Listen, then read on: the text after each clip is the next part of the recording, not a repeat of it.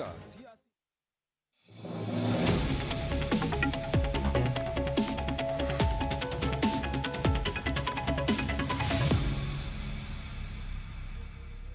नमस्कार, स्वागत है आप सभी का डीडी न्यूज़ के इस खास बुलेटिन एक्सप्रेस 100 में, जहां हम आपके लेकर आते हैं राजनीति, मनोरंजन, देश, दुनिया, खेल और व्यापार जगत की सभी बड़ी खबरों को एक्सप्रेस यानी फटाफट अंदाज में।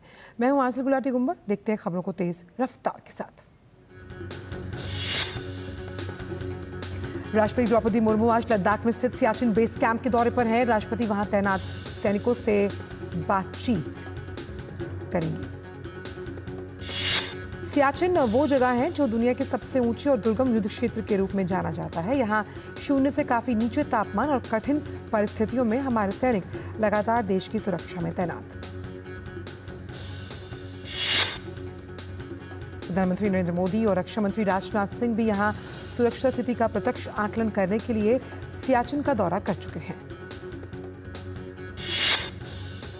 खराब मौसम के कारण प्रधानमंत्री नरेंद्र मोदी का पुणे का जो दौरा है वो रद्द हो गया। मेट्रो ट्रेन समेत करोड़ों रुपए की विकास परियोजनाओं की होनी थी शुरुआत।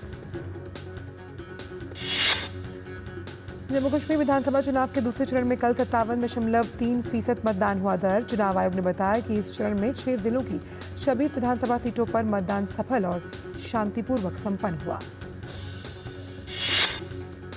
इन जिलों में बड़गाम, गांदरबल, पुंछ, राजौरी, रियासी और श्रीनगर शामिल। चुनावी आंकड़ों के अनुसार श्री माता वैष्णो सीट पर अधिकतम 80.74% मतदान हुआ। वहीं सुरनकोट सीट पर 74.95 और पुंछ हवेली में 74.66% मतदान हुआ। रियासी में 74% से ज्यादा, वहीं पुंछ में भी 73% से ज्यादा प्रतिशत मतदान दर्ज हुआ। जम्मू कश्मीर विधानसभा के तीसरे और अंतिम चरण के लिए चुनाव प्रचार जोरों पर। भाजपा ने स्टार प्रचारकों की पूरी फौज उतारी चुनावी मैदान में और भाजपा के हक में वोट करने की अपील कर रहे हैं भाजपाई नेता। केंद्रीय गृह मंत्री अमित शाह जम्मू कश्मीर में 5 रैलियों के जरिए बीजेपी के पक्ष में माहौल बनाएंगे। अमित शाह चिनानी में जनसभा को संबोधित करेंगे और बीजेपी के प्रत्याशी के समर्थन में मतदान करने की अपील भी। अमित शाह उधमपुर पश्चिम, जसरोटा और मढ़ विधानसभा के लिए झिरी चौक ग्राउंड में रैली को संबोधित करेंगे। आपको बताएं कि जम्मू कश्मीर में तीसरे चरण के तहत 1 अक्टूबर को वोट डाले जाने हैं। हरियाणा विधानसभा चुनाव के लिए कांग्रेस ने भी पूरी ताकत झोंक दी। राहुल गांधी आज करनाल के असंध और हिसार के बरवाला में चुनावी रैलियों को करेंगे संबोधित। चुनाव प्रचार से 12 दिन तक दूर रहने वाली सिरसा की सांसद कुमारी शैलजा भी उनके साथ दिखाई देंगी मंच पर। हिमाचल प्रदेश के शिमला में संजौली मस्जिद का विवाद मामला थमने का नाम नहीं ले रहा। ओवैसी की पार्टी के नेता शोएब जमाई ने इस विवाद को और हवा दी। शिमला में गुपचुप तरीके से संजौली मस्जिद के दौरे वाला वीडियो वायरल होने के बाद इस मामले ने फिर से तूल पकड़ लिया। इस वीडियो को लेकर प्रशासन पर सवाल लगातार उठ रहे हैं। प्रशासन से पूछा जा रहा है कि पुलिस के कड़े पहरे के बावजूद प्रदेश के बाहर का एक शख्स आखिर विवादित मस्जिद में कैसे घुसा। हिमाचल प्रदेश के पूर्व मुख्यमंत्री और राज्य विधानसभा में विपक्ष के नेता जयराम ठाकुर ने संजौली मस्जिद विवाद को लेकर ओवैसी की पार्टी पर साधा निशाना। उन्होंने कहा कि ओवैसी की पार्टी सौहार्दपूर्ण माहौल को खराब करती है। जयराम ठाकुर ने शोएब जमाई के खिलाफ सख्त से सख्त कार्रवाई करने की मांग की।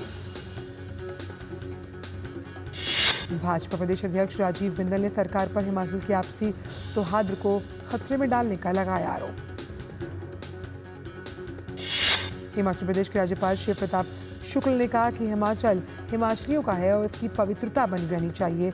जो लोग बाहर से आए हैं वो हिमाचल को ऐशगाह ना बनाएं। इसी घमासान के बीच संजौली मस्जिद कमेटी के अध्यक्ष और इमाम ने सफाई दी। इमाम ने शोएब जमाई के बयान का खंडन करते हुए इसे माहौल को खराब करने वाला बताया। उधर देवभूमि संघर्ष समिति के संयोजक मदन ठाकुर ने कहा कि मस्जिद कमेटी जानबूझकर अनजान बन रही है और जिला प्रशासन की नाक के नीचे सब हो रहा है, जबकि मस्जिद के बाहर पुलिस का पहरा है। दरअसल संजौली मस्जिद विवाद पर 5 अक्टूबर को अगली सुनवाई होनी है और अब प्रदेश में वेंडर पॉलिसी को लेकर सरकार ने एक 7 सदस्यों वाली कमेटी का भी गठन किया है। इस कमेटी में कांग्रेस और भाजपा दोनों दलों के सदस्यों को शामिल किया गया और इसी के तहत विक्रमादित्य सिंह ने बैठक कर वेंडिंग पॉलिसी को लेकर अधिकारियों से अहम चर्चा की।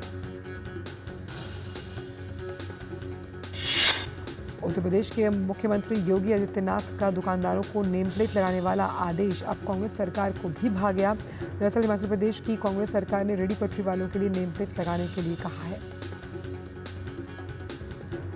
इस मामले में भाजपा प्रवक्ता शरद पूर्वाला ने कहा कि हिमाचल सरकार के फैसले के बाद भाई बहन यानी राहुल और प्रियंका के बीच के मतभेद की कलई खुल गई। आरजीकर मेडिकल कॉलेज में महिला डॉक्टर के साथ हुए बलात्कार और हत्या के मामले में केंद्रीय मंत्री और पश्चिम बंगाल भाजपा के प्रदेश अध्यक्ष सुकांत मजूमदार ने कहा कि दुर्गा पूजा के दौरान हम कोई विरोध प्रदर्शन नहीं करेंगे। उन्होंने कहा कि दुर्गा पूजा के बाद भाजपा फिर से सड़कों पर उतरेगी और मुख्यमंत्री ममता बनर्जी के इस्तीफे की मांग को लेकर नबन्ना का घेराव भी करेगी। केंद्रीय वित्त मंत्री निर्मला सीतारमण ने उज्बेकिस्तान के समरकंद में अपनी कतरी समकक्षी अली बिन अहमद अल ख्वारी से मुलाकात की। दोनों नेताओं के बीच द्विपक्षीय व्यापार, डीपीआई, बीआरटी समेत कई अहम विषयों पर हुई चर्चा।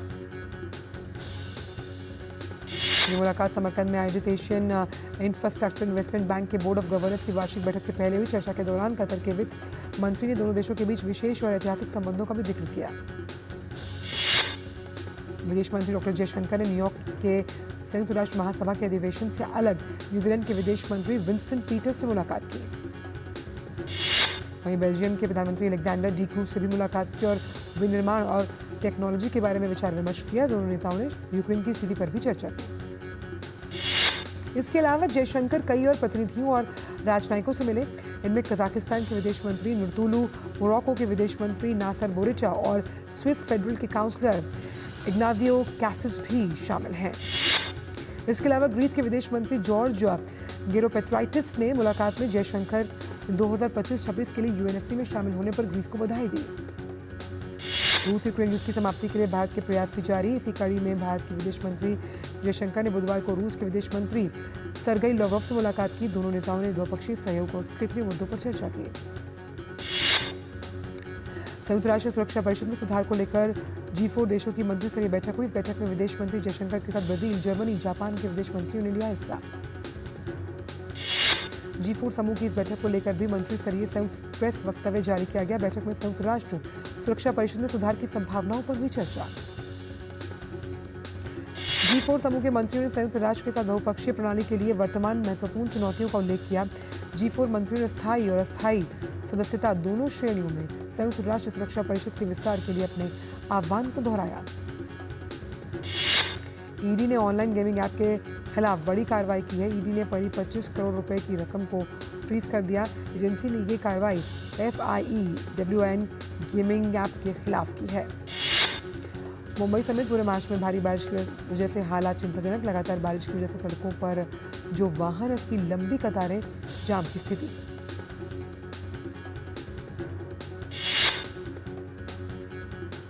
और फिलहाल वक्त एक छोटे से ब्रेक का है। वक्त एक ब्रेक का।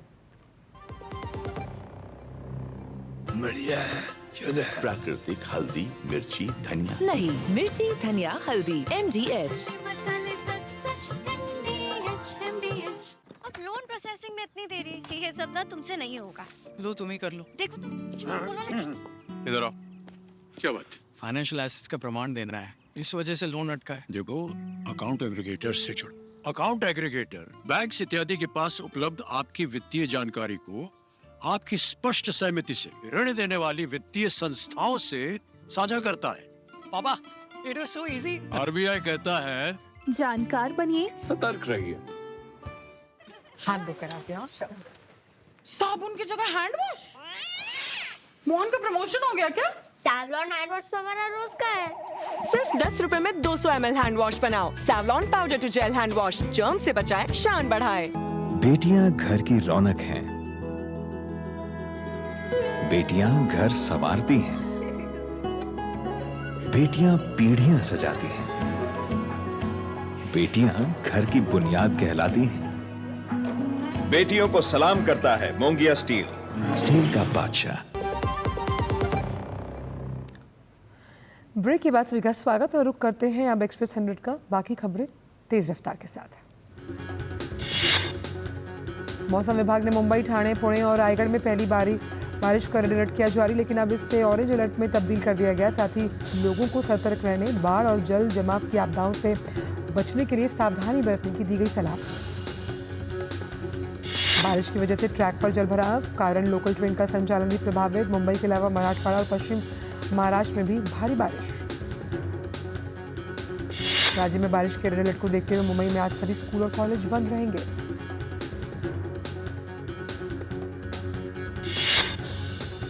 मुंबई में कल आधी रात को मूसलाधार बारिश की वजह से मुंबई का मुंब्रा बाईपास रोड जो था वहां भूस्खलन हुआ। सड़क से मलबा हटाने का काम जारी।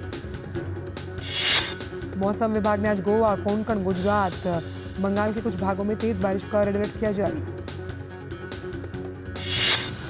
विभाग ने सौराष्ट्र, कच्छ, अरुणाचल प्रदेश, पूर्वी उत्तर प्रदेश में कल शाम तक बहुत तेज बारिश की आशंका व्यक्त की है। इस बीच उत्तराखंड, गुजरात, पश्चिमी मध्य प्रदेश और पूर्वी मध्य प्रदेश में कल तक तेज बारिश की स्थिति बनी रहेगी। अगले 2 दिनों के दौरान मणिपुर, नागालैंड, मिजोरम, त्रिपुरा, झारखंड और पश्चिम बंगाल क्षेत्र में ऐसी ही स्थितियां रहेंगी बनी। स्वामी विवेकानंद जी के ऐतिहासिक भाषण के संदर्भ में भोपाल की संस्था काव्य व्योम 10 सितंबर से 27 सितंबर तक देश के अलग अलग हिस्सों में व्याख्यान माला का आयोजन कर रही है। इसी क्रम में राजधानी दिल्ली के राष्ट्रीय नाट्य विद्यालय में एक व्याख्यान और संगीत संध्या का आयोजन किया गया। केंद्रीय इस्पात और भारी उद्योग मंत्री एच.डी. कुमारस्वामी ने आज नई दिल्ली में एक पेड़ मां के नाम लगाया। स्वच्छता ही सेवा कार्यक्रम के तहत दिल्ली के नौरोजी नगर स्थित वर्ल्ड ट्रेड सेंटर में कार्यक्रम का आयोजन किया गया। वित्त मंत्री AIIBA के बोर्ड ऑफ गवर्नर्स की 9वीं वार्षिक बैठक के सिलसिले में उज्बेकिस्तान के दौरे पर इस दौरान निर्मला सीतारमण ने समरकंद में कतर के वित्त मंत्री अली बिन अहमद अल कुवारी से मुलाकात की। वित्त मंत्री ने भारत और कतर के बीच ऐतिहासिक संबंधों का जिक्र करते हुए भारत और कतर के साथ आगे भी संबंधों को मजबूत करने पर मंथन किया। भारत ने ऊर्जा, बुनियादी ढांचे, लॉजिस्टिक्स और स्टार्टअप जैसे क्षेत्रों में कतर को निवेश के लिए किया आमंत्रित। देश में अनाज उत्पादन जून में समाप्त फसल वर्ष 2023-24 में सालाना आधार पर 26 लाख टन से बढ़कर 33 करोड़ टन के पार। गेहूं और चावल की बम्पर फसल की वजह से कुल अनाज उत्पादन में बढ़ोतरी। ऑस्ट्रेलिया की विचारक संस्था द्वारा जारी एशिया पावर इंडेक्स में जापान को पछाड़कर भारत तीसरे स्थान पर। कोविड-19 के बाद मजबूत आर्थिक स्थिति की वजह से भारत ने जापान को पीछे छोड़ा।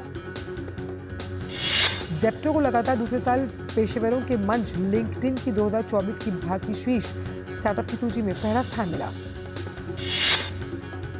एडीबी ने फाइनेंशियल ईयर 2024-25 के लिए भारतीय ग्रोथ रेट का अनुमान 7% पर रखा स्थिर।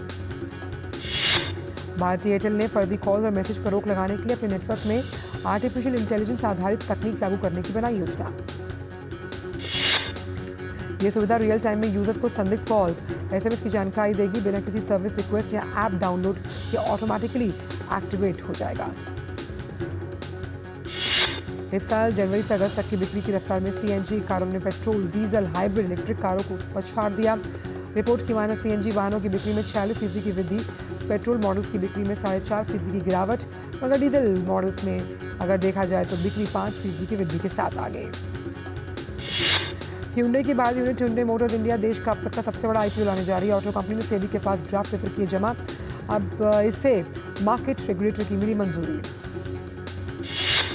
वाणिज्य उद्योग मंत्री पीयूष गोयल ने कहा कि डेयरी क्षेत्र में किसी भी FTA के तहत कोई रियायत देने की योजना नहीं। बैंकों और NBFCs द्वारा दिए गए गोल्ड लोन का बाजार चालू वित्त वर्ष में बढ़कर 10 लाख करोड़ रुपए हो सकता है और मार्च 2027 तक ये 15 लाख करोड़ के पार जाने की उम्मीद। सेबी की गवर्निंग बॉडी की मीटिंग 30 सितंबर को होनी है। इसमें इंडेक्स डेरिवेटिव सहित कई मामलों पर चर्चा होने की उम्मीद है। Fintech association for consumer empowerment के मुताबिक डिजिटल लेंडर्स की ओर से वित्त वर्ष 2024-25 की पहली तिमाही में 37,676 करोड़ रुपए के 2 करोड़ से ज्यादा लोन बांटे गए। भारतीय दूरसंचार नियामक प्राधिकरण ने OTT ऐप के नियमन का मुद्दा उठाने से पहले सैटेलाइट स्पेक्ट्रम मूल्य निर्धारण की प्रक्रिया में तेजी लाने की बात कही। केंद्र सरकार ने MCA 21 मंच से संबंधित हितधारकों की शिकायतों के समाधान के लिए एक विशेष दल का किया गठन। तूफान हेलन की तेजी से मजबूत होने की वजह से ये श्रेणी 4 के तूफान के रूप में फ्लोरिडा से टकरा सकता है। फ्लोरिडा के खाड़ी तट पर कई लोगों को निकालने का आदेश दिया गया, जिसमें सारासोटा और चार्लेट काउंटी शामिल। क्यूबा के लोगों को भारी बारिश और बाढ़ का सामना करना पड़ रहा है क्योंकि हेलन तूफान उत्तर की ओर बढ़ता हुआ। लेबनान और फिलिस्तीन के लोगों के साथ अपनी एकजुटता दिखाने वहां इजरायली कार्रवाई की निंदा करने के लिए सैकड़ों लोग सेंट्रल मैड्रिड में हुए इकट्ठा। अमेरिका, फ्रांस, इजरायल और हिजबुल्लाह के बीच लेबनान संघर्ष में 21 दिवसीय युद्ध विराम पर सहमति बनाने की कोशिश। आपको बताएं कि बेरौट इस सप्ताह लेबनान की यात्रा करने वाले थे। वहीं लेबनान में बढ़ते संघर्ष को लेकर संयुक्त राष्ट्र सुरक्षा परिषद ने भी बैठक की है। लेबनान के स्वास्थ्य मंत्रालय के द्वारा जारी आंकड़ों के अनुसार कल लेबनान में हुए हमले में 72 लोग मारे गए, 223 लोग घायल। रूसी राष्ट्रपति पुतिन ने एक बार फिर साफ कहा कि अगर रूस में यूक्रेनी मिसाइलों से नुकसान पहुंचता है तो फिर परमाणु हथियारों का इस्तेमाल करने से वो नहीं हटेंगे पीछे। सुरक्षा परिषद की बैठक के दौरान राष्ट्रपति पुतिन ने कहा कि परमाणु शक्ति संपन्न देश के समर्थन से गैर परमाणु हथियार वाले देश का रूस पर हमला दोनों देशों का संयुक्त हमला माना जाएगा, जवाबी कार्रवाई की जाएगी। भारतीय शतरंज खिलाड़ियों के सम्मान का सिलसिला जारी। शतरंज संघ के खिलाड़ियों के लिए इनाम की घोषणा। महिला शतरंज टीम की खिलाड़ियों ने कहा कि पुरुष टीम के शानदार प्रदर्शन को देखकर उन्हें अपना सर्वश्रेष्ठ प्रदर्शन करने की प्रेरणा मिली। शतरंज ओलंपियाड में इतिहास रचने वाली भारतीय टीम से प्रधानमंत्री ने की मुलाकात। टीम के खिलाड़ियों को दी जीत की बधाई। भारत और बांग्लादेश के बीच 2 मैच की टेस्ट सीरीज का दूसरा मुकाबला कल से कानपुर में होगा। शुरू भारत सीरीज में 1-0 से है आगे। ICC टेस्ट रैंकिंग में ऋषभ पंत ने की टॉप 10 में एंट्री। बांग्लादेश के खिलाफ चेन्नई टेस्ट की दूसरी पारी में जमाया था शतक। वक्त एक ब्रेक का।